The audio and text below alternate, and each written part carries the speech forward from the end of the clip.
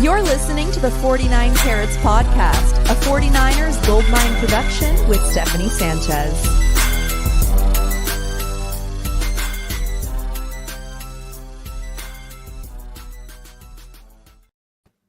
What's going on, everyone? Welcome to another edition of the 49 Carats Podcast. I'm your host, Steph. It is Friday, March 28th, and joining me, as always, on an off-season Friday is Wayne Breezy. Wayne, how you doing, man? I'm doing good. 27 days to the NFL draft. Woo. I'm geared up. I'm ready to go. Draft hats drop today. You know what I'm saying? The cream and the black joint. So look, I'm ready. I'm draft ready. Do you like the draft hats, Wayne? Probably not, but because it's a tradition, I'm probably just gonna get it. Like, you know what I mean? Like, it's something that I do. You know, but they're not really appeasing. They haven't been for a while. So my thing with the draft hats is nobody likes the draft hats, but it's like they're different. They're different every year. They're different than the regular hats. So that's what I appreciate about them. I mean, if you guys want the regular hats with the regular logo, they sell those at the store year round, all right? So, you know, it's just crazy hearing the complaints about those. But yeah, I agree. It's not the best. It's also not the worst, though. So we'll leave it at that. But Wayne, we got a fun show today. Of course, we're going to end it with the 49K Draft Club, talking about a couple of, interesting stars for this prospect or for this NFL draft, possible prospects for the 49ers. And let's start off talking about this Brock Purdy interview. I'm sure a lot of you have seen it at this point. I am just getting through it right now. I'm almost done with it. It's an hour-long interview, and it's on the Built for More podcast. You guys can find that on YouTube. Encourage you all to check it out, check out the full thing, but I'm enjoying watching it.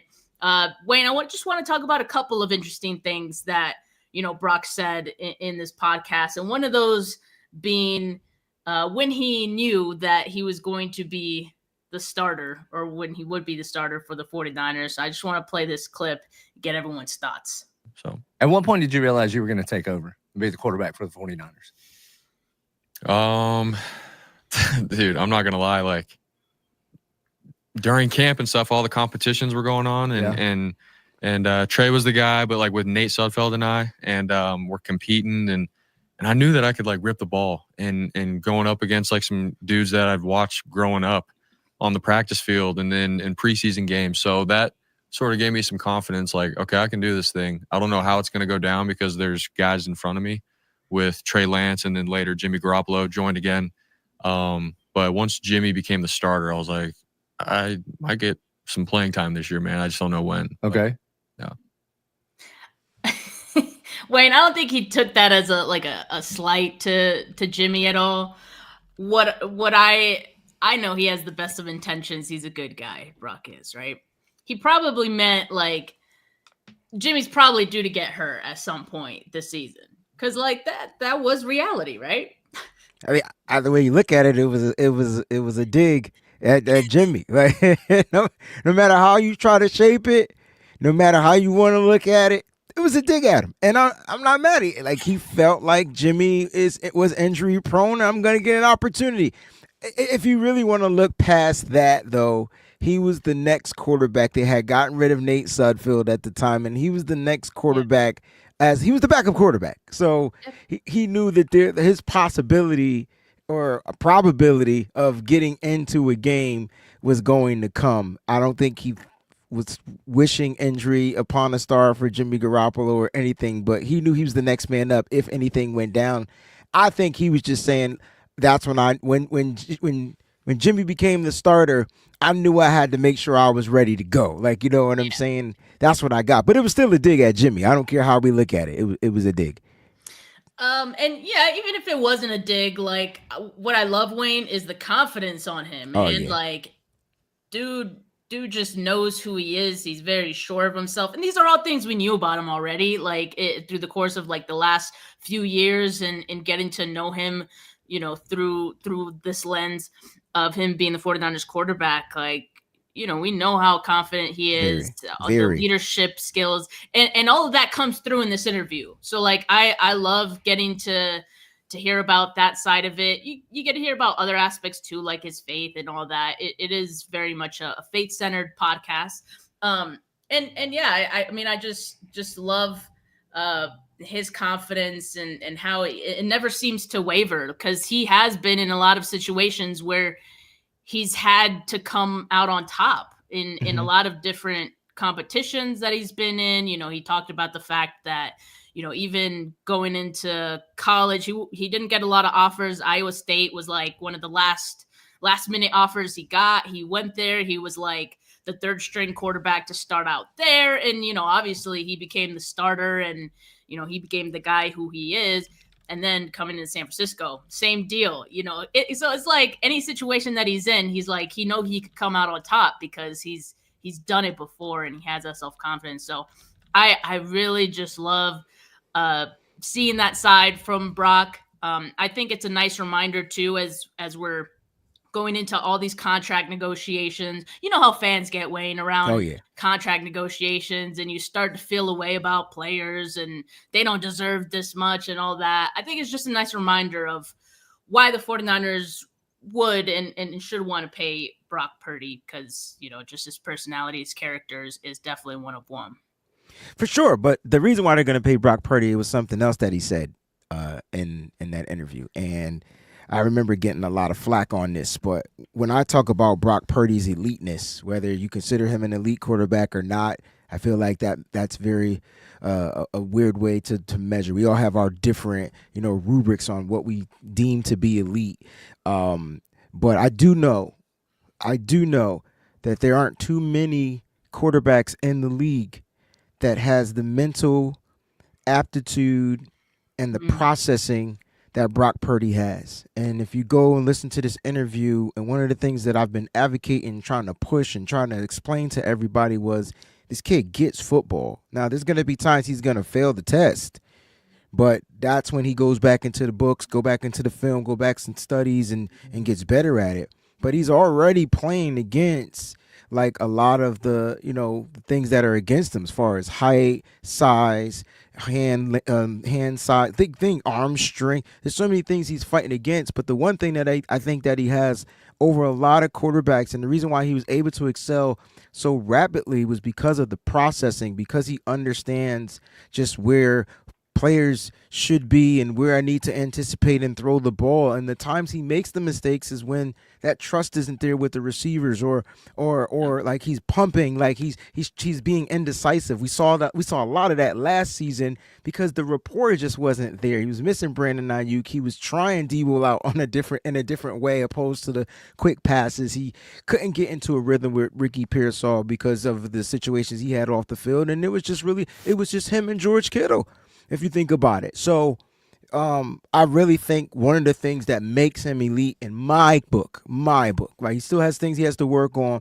It's just the fact that he has the processing. That's something that's hard to teach, right? Like the game's sped up, you knowing where to go with the ball, you getting it out, and then you're starting to see other chunks of him, like the athleticism. So you look at a guy like Jalen Hurts, he won the Super Bowl not off of processing, he won the Super Bowl off of athleticism. Sometimes I wish Brock will be allowed to be more athletic when he needs to be, like, right, make a play breakdown, bump it, let me get the first down, I'll live to the next play. So there's a lot of things to like about Brock, and there's a lot of reasons why the 49ers, I think, makes him their franchise guy and takes care of Brock Purdy, not just because of his attitude, his belief, and just being a good guy, nice guy, but he's a really good football player, like, you know what I mean? Yeah, and he has absolutely room to be great here.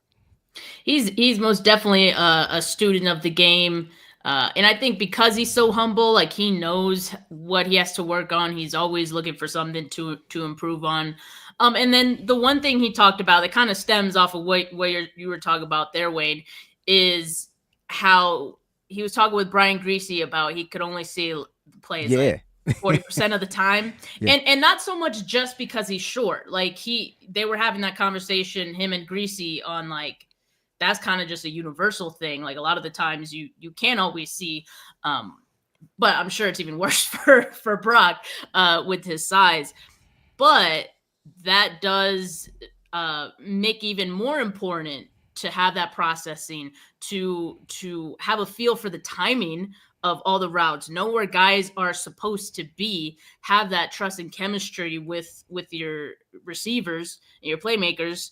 And he has that, right? Like and again, I think the part of the reason, not the whole reason, but part of the reason that last year I think went the way it did for Brock, for the 49ers offense, is because some of those guys weren't always there. Like he didn't always have the full set of his pieces and the guys that he's mostly used to working with. So the timing on some things maybe just weren't as right as they were. And also, Wayne, I think, like you said, he's not going to get everything right at all times. He trusts what he sees pre-snap, right? And so like if the defenses get paid too. These guys on that side, defensive coordinators get paid too. If they do what they're supposed to do right, they show something pre-snap, and then, Brock's not seeing that after the snap because he's only seeing 40% of what's going on down there, and things change after the snap, then that's how, picks can happen and guys aren't where they're supposed to be, or the defender is where you weren't expecting him to be, and suddenly he picks you off. So yeah, I mean that's going to happen too in situations like that. But all in all, when you do have shortcomings physically, you have to be better at other things in order to be on their level. And I think like Brock's been able to accomplish that in order to be a starting quarterback and a successful starting quarterback in the NFL. So yeah, I enjoyed the interview. I wanted to talk about some things he said about Ricky Pearsall that made me excited for Pearsall going into his second year, and what he had to say about him, and how he was as a rookie and why he loved it. That whole team thing is a big deal, right? Like you just said, 40% of the time you really can't see. Yep. So there's a high level of trust that guy is going to be exactly where he is going to be. Because if he's not, nobody's going to talk about him. 100%. They're going to talk about your interception, right? Talk about how tough it is to develop that and what that actually looks like. Yeah, I mean, it's reps on reps on reps, practice day in and day out. Off-season times where you're getting together with your receivers and then going out in the field and running it over and over and over again, like during the season. That's why I love this rookie last year, Ricky Pearsall, receiver from Florida. Like this dude went through so much adversity early on, but anytime he was out in the field with us at practice, he'd come up to me and just wouldn't shut up. Brock, dude, I'm going to take this many steps here, break out. You can trust me on the side. Well, I love that.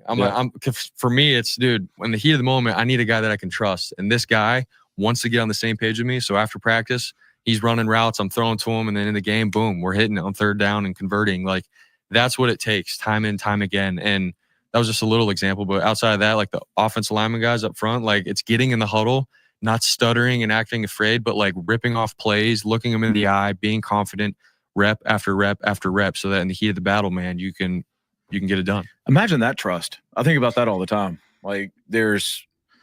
So yeah, on Ricky Pearsall, like I think that's incredible, right? And yes, he went into the topic of having that trust of receivers, and obviously Ricky has built that trust or made himself trustable to Brock, right? In just being someone who is, I feel like he's a bit of a sponge, right? He's like that overly eager rookie. He's like the little brother that, wants to be involved with the big brothers and what they're doing. So I love that about Ricky Pearsall. And man, Wayne, I mean, the 49ers definitely gonna need that in 2025, seeing as how Brandon Aiyuk may not be 100% start the season. Yeah, Ricky Pearsall, first round pick for the 49ers. Tragic situations happened to him at the beginning of the season last year. Was dealing with injuries throughout, the mini camps and stuff, and then the tragedy happened, and then he came back strong, man. Definitely promise. And it was good to hear Brock talk about Ricky Pearsall in that type of a way, what type of dog Ricky seems to be. He wants to learn. He wants to get better. But Brock he mentioned the word like that. I just feel like it should be applied to everybody. And the word was reps. Mm-hmm. And we take that word loosely because when a person or a player doesn't look good, or they make a mistake, or they drop a pass, or they do this or they do that, it's reps, it's muscle memory, it's building that rapport. And it's something that Brock wants to do with all of his receivers. We saw Brandon Aiyuk not last season, but the season before. And remember when him and Brock would get together, they were building that rapport, right? They were building that rapport. And so that's what it takes. These receivers, you want to get better with your quarterback, get out there, work with him. Find ways to build rapport. Know his ticks, know his ends, know his outs. Same and vice versa. But that needs to be applied to every player, every position, because I see a lot of players get talked about, oh, they're suck or they're a bust or they're trash or this, that, and the third. Yeah, they make a lot of mistakes because they're probably not getting enough reps. You know what I mean? And so the more reps these players get, the more confident they'll get, the more confidence they'll build. And you can see from a quarterback perspective, the confidence is building. It's already there. He's commanded the huddle. He's commanded the line. He's commanded the team. He's commanded the defense. Like, it's just amazing to see Brock grow as the command. But I like the fact that Ricky Pearsall, entering season 2, is coming in as a soldier, but as a soldier eager to do more. So I can't wait to see how that continues to blossom, because that's all it's going to do. He's a great wide receiver. He runs decent and good routes. Still struggles a little bit in separation, but that doesn't mean that that can't get better, because he's going to build and work on the areas that he needs to work on to get better, to create separation. I don't remember Brandon Aiyuk coming into the league year 1 creating separation, and then he became one of the best route runners in the NFL, right? And so I like what we're going to have from Ricky Pearsall for the next several years, next 3-4 years. It's going to be fun watching the Brock to Pearsall connection.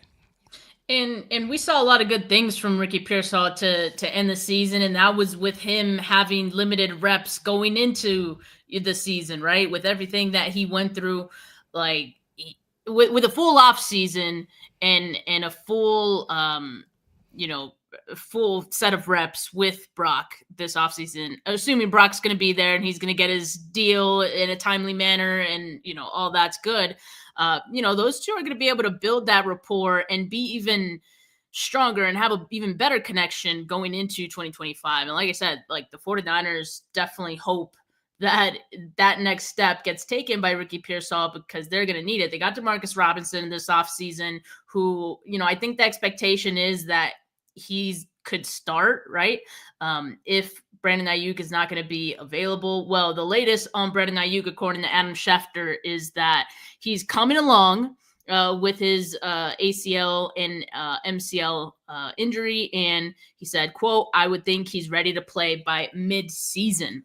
So, I mean, I think we expected that, but it's also like, oh, damn, I was hoping he'd be back like a little sooner. Mid-season, like we're talking maybe November, so that's if that's like half the season you have to go without Brandon Aiyuk, then you have to rely on somebody else. So Ricky Pearsall is going to have to be that guy.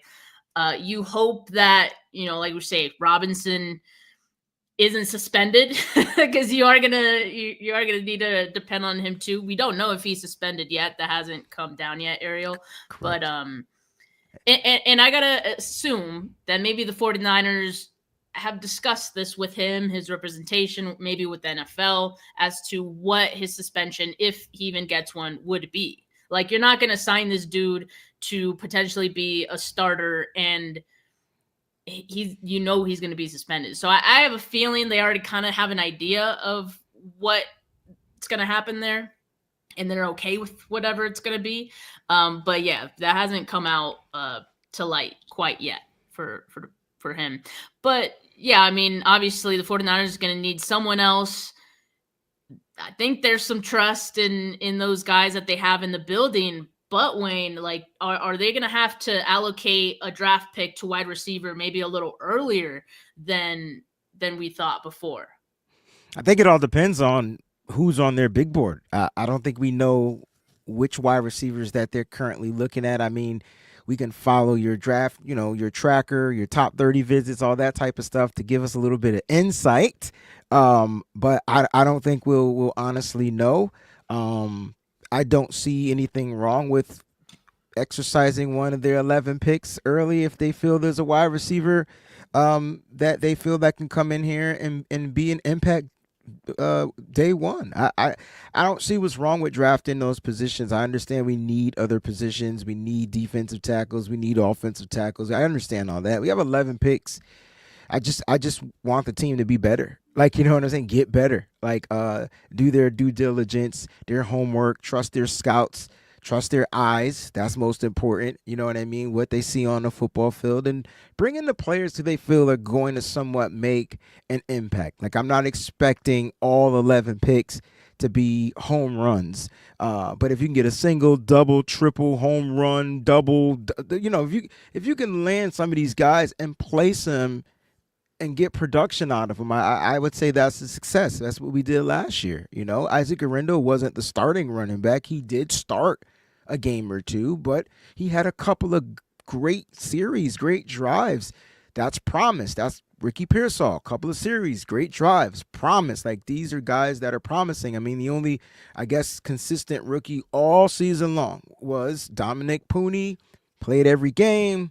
Was like, yes, he's probably going to be an all-pro at some point in his career. But the other guys showed a lot of promise, and I'm thinking that's the way they're going to do the draft. And so if there's a wide receiver that's on their big board that they feel is going to be somewhat of an impact, I say, why not? Why not draft that guy?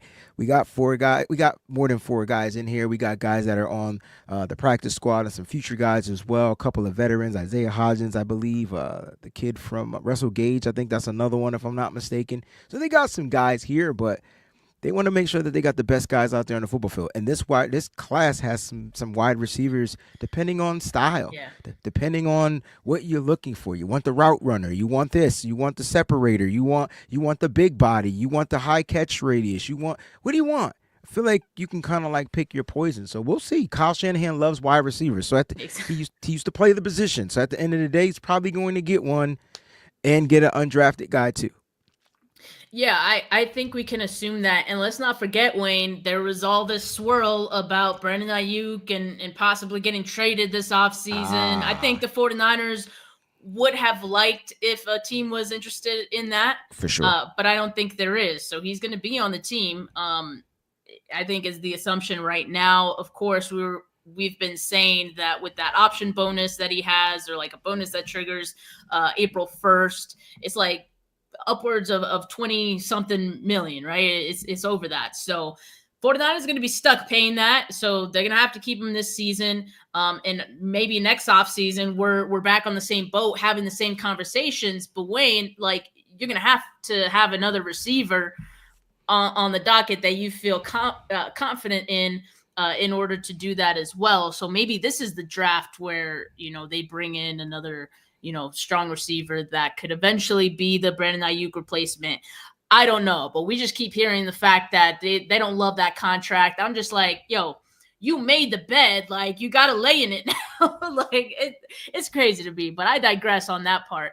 And we got Niner Faithful in the comments asking, who are the wide receivers on the practice squad? Well, on the practice squad, we got Trent Taylor's one. Trent Taylor, Tariq Owens. Who Tim K has said, like, they like him. He's nice. Russell Gage, Isaiah Hodgins. So, like, you need someone. I don't know if I'm counting on those guys. I like you say, Wayne, I think regardless, Kyle Shanahan's always going to try to get a wide receiver. I was just seeing since 2017 how the 49ers have allocated their picks to which position. And I think the most has been defensive line. I think the second most was wide receiver. So, like, they almost always go wide receiver. So, yeah, I would say that. And like I said, we shouldn't. I wouldn't be upset. I wouldn't be angry, especially if it's a guy that they feel like can come in and be somewhat of an impact. Like, and look at who. If you're paying Brock Purdy, build this team around Brock. Like, I'm tired of like that. Like, make sure that this team is copacetic and in sync with who the quarterback is going to be for this team. So if Brock Purdy's the guy, then give Brock Purdy guys that he's going to be used to throwing to. That's why I like, we don't talk about Jalen Noel a lot in our draft talk, and I know we're not there yet, but this kid, I feel like, is a guy that Brock would be able to count on. Iowa State wide receiver, ran a good 4.3. in the 40, it's just a weapon, and he can get open. Smaller size, but he reminds me of Julian Edelman. And Edelman was one of the best wide receivers we watched play this game that just always did what? Get first downs, right? Tough guy over the middle, get first downs. Don't know if he'll be a Hall of Famer, but man, he was tough. And he saved Tom Brady's ass a lot, right? And so that's kind of like the vibe he gives me.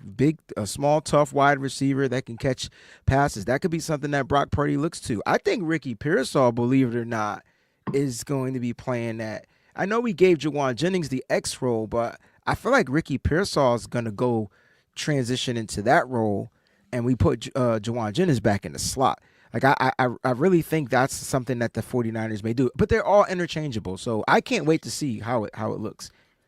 And by the way, it's a $22.8 million roster bonus. I was getting some flack for not having the actual number. I didn't have it right in front of me, Steve. Right, April 1st. Got you. April 1st. That's what gets triggered. So yeah, that's not the only one though. There's a few other roster bonuses that get triggered by April 1st, but that's the biggest one. Yep. Yep. Yeah. So it looks like the 49ers are going to be stuck paying that. But again, that's the bed that they made. So they're going to lay in it. All right. But speaking of options for the 49ers, speaking of, a potential wide receiver, I'm thinking too, Wayne, like it's possible they go with the playmaking tight end as well. And one of our first known 30 visit for the 49ers this year is Bowling Green tight end Harold Fannin Jr. That was reported by Tony Pauline. The 49ers also met with him formally at the Combine, so definitely some interest there. And you can see why. Like, we're going to talk about him on 49K Draft Club right here. But I like this option, Wayne. I'll just say, like, if they don't go with a wide receiver early, they can also go with, like, a playmaking tight end because you already got your blocking tight end, Luke Farrell. So you can go with one who's more set for their playmaking ability. Yeah, but listen, this is my tight end 3. Okay. He would be probably tight end 2 had he ran a faster 40. I'm just going to keep it a buck. He ran a 4.7. I don't care. We watched him in living color. This dude he had one drop. Okay. I think like one of his first passes at the Senior Bowl was a drop. Couldn't believe it because he only had like 1 or 2 drops in college. In his phenomenal season. And so it was just like really watching him play football. This kid's a weapon. So it's like, that's what I like about him the most. Might be 6'2", 230 plus pounds, might be light. He's a big wide receiver, smaller version of a tight end. Don't look at him necessarily as a tight end. Like, look at him as a movable tight end, like a guy that can line up in the backfield, a guy that can line up as a wildcat, guy that can throw a pass, a guy that can run the ball, a guy that can catch, a guy that can get open, a guy that's great in yak, which is weird, right? So it's like the 4.7 speed is one thing, but once you miss him, he's like a 4.4 guy, like literally, like don't miss him. Because if you miss him, he's going to take off, accelerate, and get ghost. All right. So I really do like Harold Fannin Jr. Can't wait to break him down or talk about him on the Draft Club. But this could be a solid piece for Kyle Shanahan's offense. I definitely think so. And, an offense that already has George Kittle would benefit greatly from having another guy who could be a threat on a similar level like Fannin. So I'm getting this question, right? Steph, Strawberry React says, Steph, who do you rely on for accurate reporting on 30-day visits? Does it need to be reported by multiple accounts? No. But I've gotten a lot of questions about the report that Mike Green has a possible 30 visit with the 49ers. I am working to confirm that. That's what I would like to confirm just because usually I do get those reports from reputable sources, as in, people who report things generally a lot and are generally right. And so for things that are sometimes right, or for people that are sometimes right, sometimes wrong, I do have to double check on those things. So I am working to confirm that one. And I haven't heard anything yet. So it's not on my sheet. All right. I don't have that one on there yet, but anything else will be, going on there if it's from a known reputable source. And that's no shade of 49ers sports talk. I think he gets things right on other things, but I want to say last year there was some 30 reports that weren't accurate. So I just want to be more careful with the reporting on the sheet. But as you guys know, bit.ly 49ers draft tracker 2025. That's where you can find the draft sheet. That's where you can find everyone that the 49ers have reportedly been interested in. And of course, starting to track the 30 visits. But of course, right now, the only one we have is Harold Fannin Jr. And also, if you want to know the local pro day, who's been invited to that so far, that one's on the sheet as well. Pro day attendance is on there. So everything that you want to know about 49ers draft and who they're interested in, look there. All right. Okay, so let's get into the 49K Draft Club, Wayne. We're going to get into Harold Fannin Jr. first, followed by Indiana tackle Trey Wedig, followed by wide receiver Jackson Meeks out of Syracuse, Jadon Blue out of Texas, Danny Stutsman out of Oklahoma. So let's get into it. Let's start with Fannin here. I had already watched him before this week, of course, but being that he was one of the visits reported this week in the first one, I think it's appropriate to look at him this week and make sure everyone else, all of our viewers here, also are familiar with him. So here's what I have on him, Wayne. I put he's athletically gifted. That is for sure. Very athletic. He lines up everywhere for Bowling Green. Like, they had him in line, they had him out wide. He even had plays out of the backfield. He gets a lot of safety attention. And so there's some gravity to him, right? Because he's a playmaker, he's a big threat. Bowling Green found a lot of ways to get him the ball, like behind the line of scrimmage. So I like the way that they used him. One note I had on him is he's sometimes slow to his second level blocks, but he is a good blocker. I do wonder how he'll do against bigger DBs, but I think he'll do fine. Like I said, I think he has the athleticism that he has is going to lend himself well to the NFL and being a threat there. Yeah, I mean, look, this kid was the best blocking tight end coming out of college, and we're talking about a guy. How ironic was the first film you had playing against Penn State, who has the other tight end who's cleared to be the number one tight end, and they're both used a little bit in a similar way. They just produce differently, right? And so Tyler Warren is used exactly the same way as Harold Fannin Jr. was used in Bowling Green. Harold Fannin Jr. just showed a lot more production. On the football field. I mean, we're talking almost 1,400 yards, 10 to 9 touchdowns. Regular season stats, he had 1,300 and some change, 9 touchdowns. Dude was averaging 13.3 yards per reception.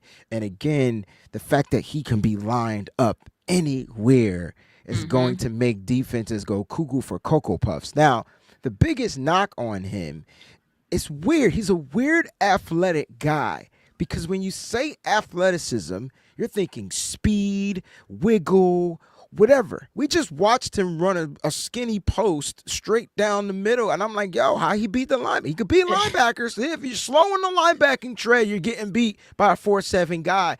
But it's the way he moves that makes him athletic. He doesn't have the straight line speed. He's probably more of a lateral guy. So it's there. Get the ball in his hands. Give him some space. It's Yak City. And he's gone. And he makes people miss. That's why I said, if you miss him, good luck. Now, size, I saw that said it was 240. I think he measured in under 240 at the combine, but maybe he is 240. That's great. That's heavy. The heavier, the better. 240, 6'3", 240.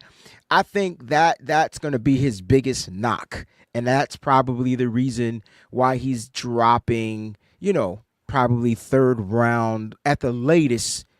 Fourth round he'll go. But there'll be a team that might like the production, might like the athleticism that he displays on the football field, and he'll get drafted high. I think for the 49ers, he would be a perfect fit. There's some players that are just perfect fits. I think for the 49ers, it'd be a perfect fit. And you can get back into running the 12 type of personnel If you got two Right. good blocking tight ends that can also be threats, that's what makes it a little bit more dangerous than just having one good blocking tight end, well, two good blocking tight ends and only one posing as a threat. So the 12 personnel is something that I think Kyle Shanahan wants to put out there on the football field with the one running back, because it just forces the defense to show up and have to put, if they're nickels, corners, whatever, smaller guys on the tight ends. That's the key. Like, give me somebody small covering my tight end so my tight end can abuse him. And you put a Harold Fannin Jr. on the field, George Kittle about to have a field day. Like, who you gonna cover? One like, or the other. Like, you got to pick your poison. You got to right? pick your poison. Mhm. So it's gonna be interesting if the Niners do go that route. He's like 46 or 47 on my big board, as far as where I have him ranked in my top 100s, but I understand that if you could get him in the third round, he would be a steal in the draft. Depending on how this draft flows, if you could get him round picks 75 to 100, those two picks, if you could get him there, I say go for it. It's a weapon. He's a weapon. And we were also a little bit ago here watching just a 1 minute clip of him blocking, right? So again, like he's a good blocking tight end. Well, he's not a blocking tight end, but he's good at blocking as well, which obviously would make him a Kyle Shanahan favorite. A 79 run blocking grade or something like that. It's in the 70s. It's pretty good coming out of college. He's good. And like we say, like that's not going to be his only role. So it's okay if he still has some work to do there. But he's a willing blocker. So that's all you need. And yeah, I think the whole conversation about 12 personnel, 49ers potentially going into that a little bit more, I could see it, because especially when we talk about this conversation of Brandon Aiyuk and they may not have him to start the season, how do you change things up so that the loss of Brandon Aiyuk isn't felt as bad, right? Well, you can have two tight ends on the field, and that's one way to do it. And maybe sometimes that second tight end is a blocking tight end, and maybe it's Luke Farrell, and maybe other times you can have someone like a Harold Fannin out there, right? And we already talked about the threat level that he provides to defenses. So yeah, I think that's definitely an option if they don't go with a wide receiver high. Like they have options for how they can mitigate the impact of not having Brandon Aiyuk. And so it'll be interesting to see how they do that. And I think, this draft, who they draft is going to tell us, I think, a little bit more about that plan. So. And I don't think it's also trying to replace the production from a Brandon Aiyuk perspective. Yeah, I mean we're not, you can't.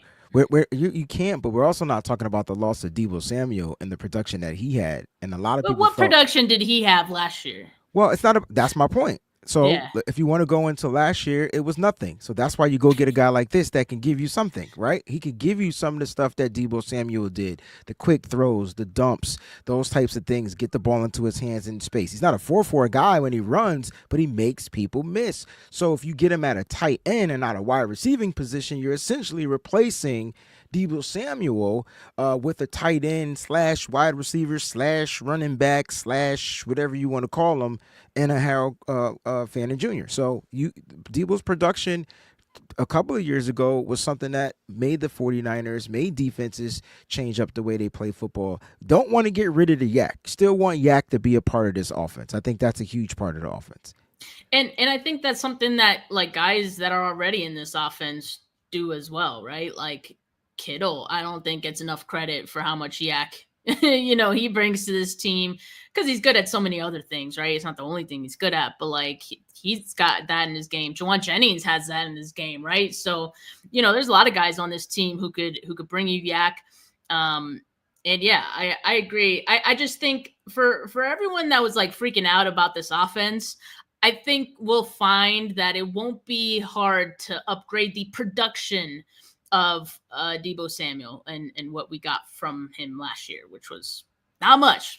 So yeah, I'm looking forward to that, to seeing who they bring in to kind of evolve that and get more production out of. All right, let's get to the next one here. So it is offensive tackle Trey Wedig out of Indiana. I got to be honest with you guys. This was one of the suggestions someone in the chat gave me, but I couldn't find film on him.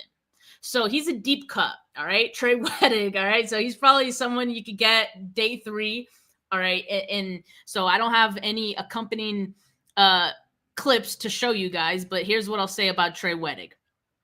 So I watched him at right tackle, and I only was able to watch a broadcast of Indiana. Okay, and I forgot who they were going up against, but when I watched that one, he was at right tackle. He does have versatility, which teams are going to value. In addition to right tackle, he's also played at both guard spots. So that's something a team is going to like. I do suspect that he will be a better guard in the league. I think he has shorter arms. I'll have to check what his arm length is.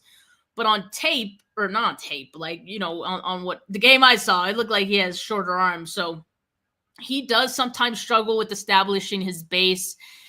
His fundamentals, like his technique, kind of worries me a bit. Like, it doesn't always look very structured. It kind of looks all over the place.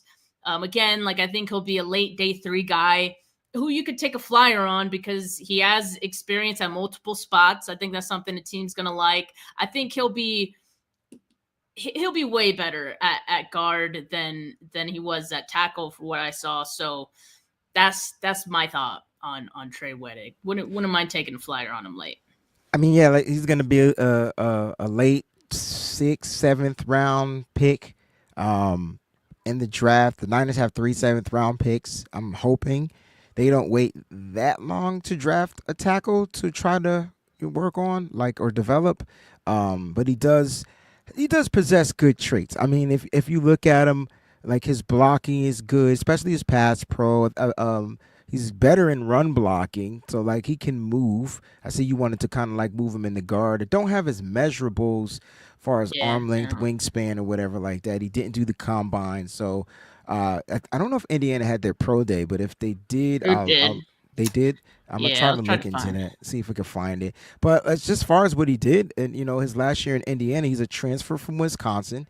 All right, so that's something to know. He went to the school out in Wisconsin. They produced pretty good linemen, but he only gave up 15 total pressures, 2 sacks, a hit. His last year, he only had 3 penalties. I know I'm probably the only person that looks and see how penalized these offensive linemen are coming out of college. That's important. I want to know, and then I want to know in detail, like, what were their penalties? Was it false starts? Was it what was it? But only 3 penalties. I think that's something to look. He did play 830 snaps. He is experienced as a tackle. I can see the Niners drafting him, kick him in the guard if need be. He's one of those, like you said, late project guys. I feel like Logan Brown from Kansas. Those would be some guys you can kind of like take a risk on a little bit later on in the draft if you're looking to, add to the offensive line. But the thing is, you just got to develop them. You got to hope that they develop. What traits do they possess that you feel are worthy of developing? Yeah, and he participated in the Shrine Bowl as well. So he's gotten a chance to, showcase himself in front of scouts. So it wouldn't shock me if maybe NFL teams have him slightly higher than maybe us fans do. Again, because it's kind of hard to get anything on him in terms of film and just content in general. So we'll see where he goes. But yeah, definitely someone to consider later in the draft, late day 3. Now, his best game was against Washington, and then second best game was against Nebraska. I don't feel like Washington has that defensive crowd that they had last year, but Nebraska, I'm trying to figure out, they had, what's my guy from Nebraska? The big dude that I call him the Mountain. Oh my gosh, I'm drawing a blank. Ty Robinson. Oh. I'm gonna see if I can find that game. He had a good game against that. Good game against them. Good pass blocking game against them. So I want to see if he had any reps against Ty Robinson in that game. I'll try to look for it. Wayne, did you see what I saw though about his base and just his legs are just kind of they kind of move all over the place, big project for sure. Yeah. Just has to get into a system and has to learn. You're 100% spot on. For sure. Wayne, I'm excited about this next guy here. I know. I saw your post earlier today. Jackson Meeks out of Syracuse. Also, finding some diamonds. I like this in the rough. Also a bit of a deep cut, right? But someone who, again, I would not be surprised if teams have him higher than fan consensus, because I just don't think a lot of fans have gotten around to Jackson Meeks. But if you do, you're like, yo, this guy is nice. He's nice, Wayne. So this past year, he had over 1,000 yards, 7 touchdowns. So he was a weapon for Syracuse, right? And he's an outside receiver, maybe one of the better X receivers that you could take a flyer on later in the draft. So that's why I like him. You could get some really good value with him. And as you see here, like you could get separation, or he could get separation out of his releases, out of his breaks. He's savvy enough with his route running that, you know, he can fake out defenders. Yes, he has very, very nice adjustments to the ball, great body control. He has great hands, Wayne, like strong hands. That definitely seals the deal for me. Like he's going to be, I think, he'll be playing on Sundays for sure.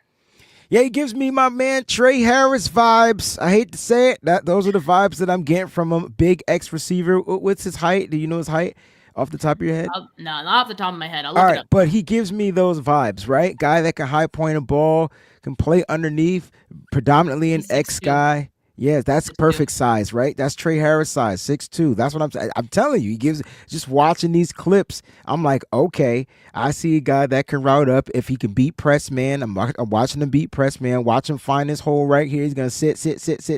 Make the person miss. Yeah, man, this guy, he just knows how to find a hole. That was against California. They got a pretty damn good defense out there. All right, and there it is, the X. That's what I needed to see. Yeah, man, this he could be a diamond in the rough. And like I said, the 49ers don't have to go wide receiver early. They have to do their homework. They have to do their homework. There's plenty. There's so many guys out here that look at this. That defender, that corner just blew it. He just messed up. Like he just got messed up. Right. Look at this, sit underneath, and then doesn't shy away from the contact, secures the ball. I mean, these are the things you want to see. Here's underneath. He's going to try to use the stiff arm, get the ball to the opposite hand, get down to the ground safely. Look, I'm gonna have to look a little bit more into this kid. Jackson Meeks, yes, I definitely Meeks. encourage all you guys to watch Meeks, and that's what the 49K Draft Club is all about, right? Like some prospects that maybe we didn't know before, and we're like, oh, we gotta check them out. That's what it's about. So encourage you guys to check out Jackson Meeks this week. He's definitely nice. All right, so let's get to the... Man, he got a 75.5 run blocking grade, man. Sign me the freak up, man. Ring that bell right there. If he could block, he gonna get the rock. He will indeed. Let me get to this next one here. Yeah, actually, I did have a clip of just him like blocking. He's and you can see like why he like Kyle would definitely like him.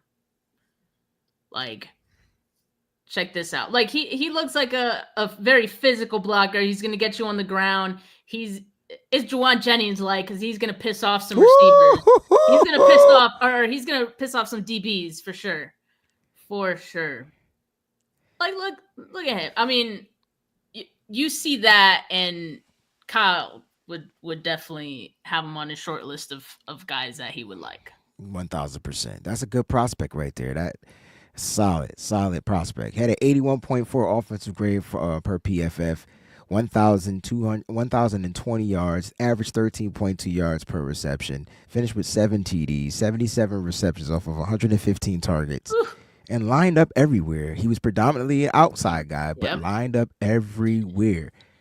And that's what I'm saying. Like teams will like a guy who they can have as an outside guy, and you can't always get good outside guys, later in the draft, but he's one that you could. So I definitely like him as someone you could get later.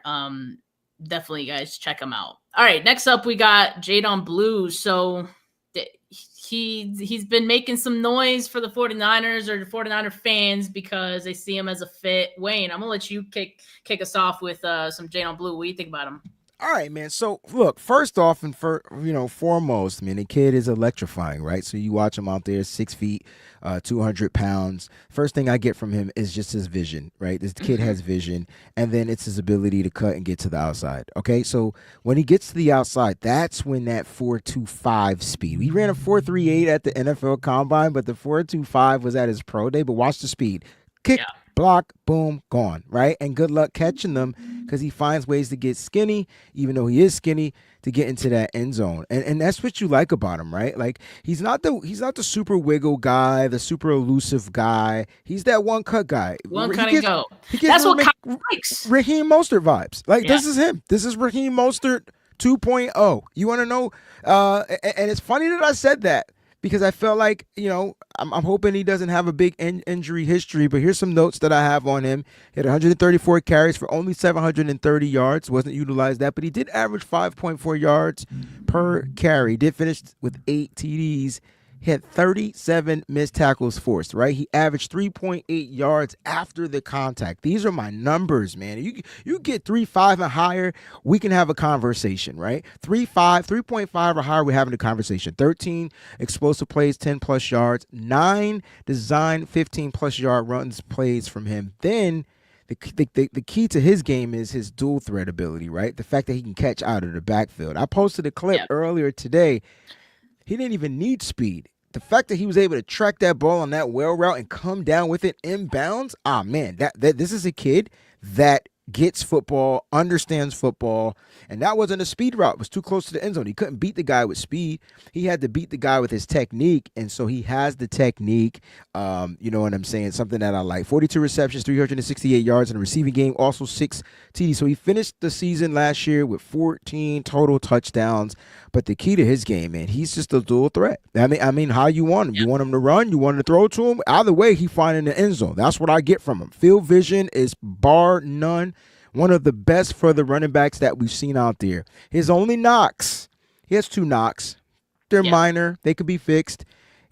Definitely limited experience.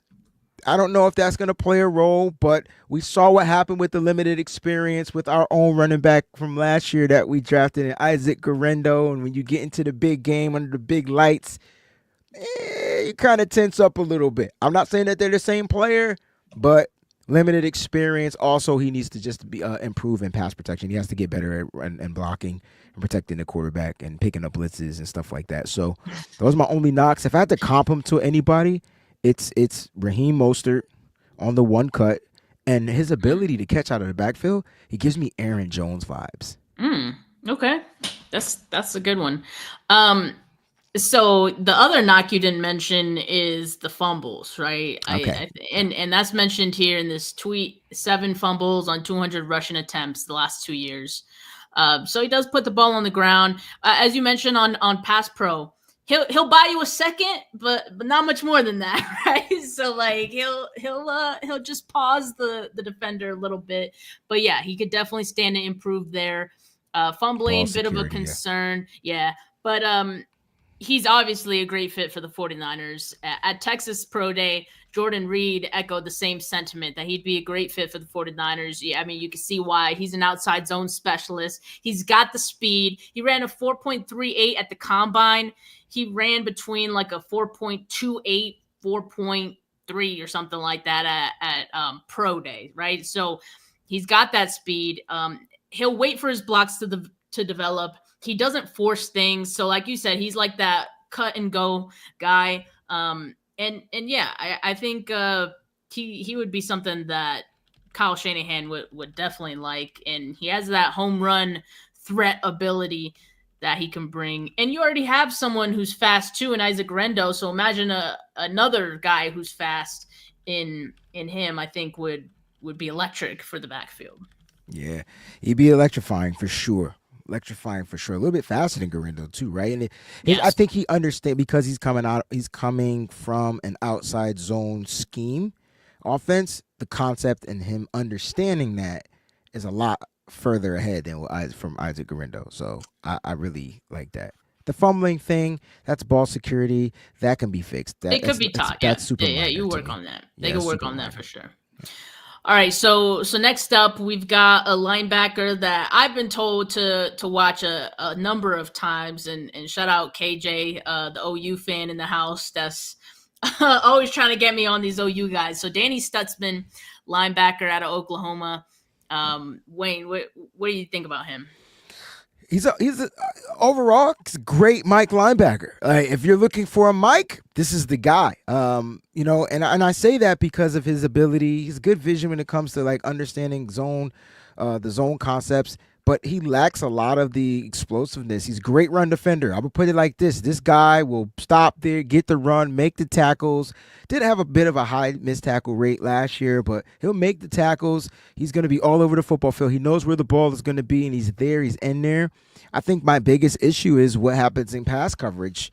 And how does he fare in pass coverage? And that's his biggest knock. But overall, this guy is a linebacker. He is the prototypical type of a linebacker that you want on the football field. He's 6'3", 233. And I was listening to an interview. Guess who he models his game after? Let me never guess. Fred Warner? Fred Warner. So like, You'd right, never guess. You never guess. So, I mean, coming in here, if he does become a 49er, he's going to have to learn how to cover. He's going to have to learn how to play on the weak side or the strong side, whichever side he tries to get in and fit in with. But he's going to have to learn how to cover. And I think he'll get beat with speed. He's a little bit stiff when it comes to that, but he's just a downhill, surefire tackling linebacker. 110 tackles, 13 pressures, 55 run stops. That's what I love, right? He's going to plug and stop the run. And as long as the defensive front is doing their job up front, he'll be in there looking to get that. But he's really quick at diagnosing plays, and that's one of the things that I like about him. We talked about processing from the quarterback. Well, that's what the linebacker has to do on the defensive side. The linebacker is the quarterback of the defense. They have to process stuff. They have to know what type of zone that they're in, what type of, what spacing, understand that. They have to know the depth, the levels. They have to know when they have to switch to man, if they're covering the running back, or they're covering the tight end. There's a lot of stuff that's going on. And if you're the Mike, you're responsible for everything happening from a linebacker perspective, as well as some of the people in the secondary. So he has that. He's very explosive, has an explosive burst when blitzing. But again, stiff in coverage. Those are the weaknesses. Definitely. And he also struggles shedding blocks. Yes. And, I can't have a linebacker struggling shedding blocks. That's what I'm saying. We've talked about it on the show before. That's such an underrated skill for me. Like I need guys who know how to shed blocks. You know what he's gotten kind of good at, or that like I've seen, is that he can evade blocks. Like as long as he can kind of like fake out the blocker from ever even getting his hands on him, then he's good. But like, and he's learned how to do that sometimes. Like, he kind of just like, just as the blocker's about to get hands on him, he kind of just moves over. He's got that, but for the most part, we'll play that part back again. Hold on, let me see if I can. But yeah, I definitely have seen that as well. If guys get his hands on him, he's not going to be able to get off of those blocks. So that's a bit of a knock for him on me. He is a great run defender. I did see that. I think he has good play recognition. I do like that about him. He can work through his blocks sometimes. So like what I mean by that is if he has a certain angle, then he could work through it. But if the blocker gets him head on, like he's not going to be able to get around that. And these NFL guys are bigger, stronger, faster. Like, they're looking to take him out. Like, you know what I mean? Those offensive linemen get to that second level, it's a wrap. So he has a really high RAS score, 9.53. So he has some athleticism. Mm-hmm. But Wayne, I don't know if I saw the same sideline to sideline speed that I've seen from other linebackers in this class. No. Right. So like, it's weird because you're saying, all right, if his athleticism is there, well, why does he move so stiff? Right. That's what I'm saying. Like, that's the question. Yes, in coverage, he is a little stiff, and it looked like they did a lot of like zone stuff. So I don't know if he'd be any better in man, or maybe he was in zone because he's not good in man. I don't know, but like that'd be the only knock on him. I don't know if I'd go the Danny Stutsman route personally, but I don't think he's a good fit as a flyer. Whatever. I don't think he'll be a good fit for the Niners. Like if my player comp for him is Leighton Vander Esch, and I don't think he would fit with the 49ers. Like, you know what I mean? So that's fair. I don't think Danny Stutsman would be a good fit for the Niners. A great linebacker and great linebacking prospect coming out, but we need our linebackers to be able to fly across the football field at all times, like from sideline to sideline, and that's what we're used to seeing. And so you get a different model of a linebacker that's not playing that way because the game is just, it's just a different game for the Niners. They want their linebackers to be able to cover sideline to sideline. That's why I keep saying that the Dre Greenlaw piece is going to be the hardest one to replace. You have to really specifically look for a player that has that lateral speed. It's not about the 40 speed. It's that lateral speed. Can they move? Can they diagnose the play, move sideline to sideline? So I'm high on like Jai Campbell. I'm high on Jeffrey Bossa. Like these are guys we know can move sideline to sideline. So, and Demetrius Knight Jr. Yeah. There are other linebackers in this class that, have the makings of a 49er linebacker. Like they are a good fit in terms of what they generally like.